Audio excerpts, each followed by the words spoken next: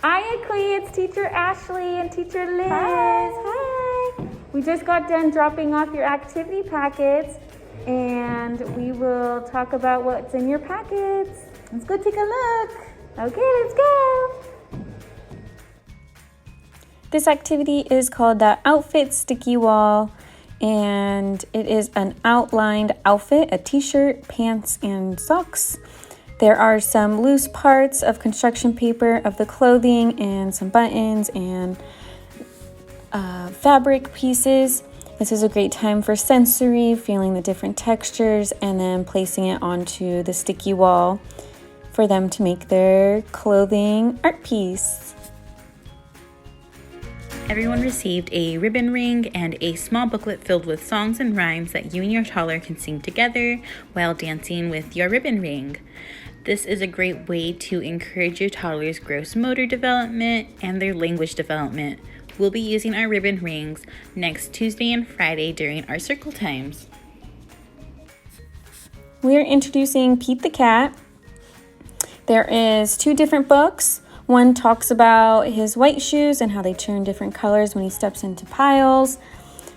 And another book talking about his buttons and how they pop off and has numbers and counting. The idea was to read these books while you and your toddler hold the props.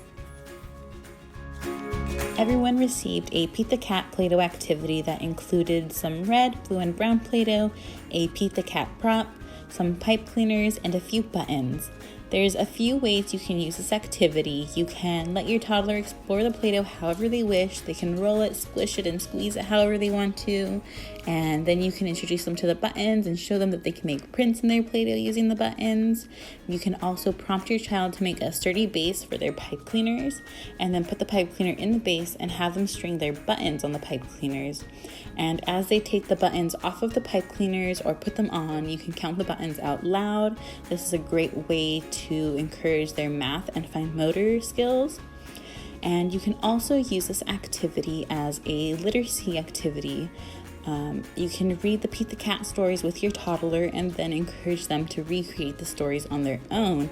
For example, you can have them make a pile of mud or blueberries and strawberries and have Pete walk through them. You can make your own shoes for Pete the Cat, or you can even make a jacket with buttons just like Pete. That's everything in your guys' packets. Chew. Chew. Have fun.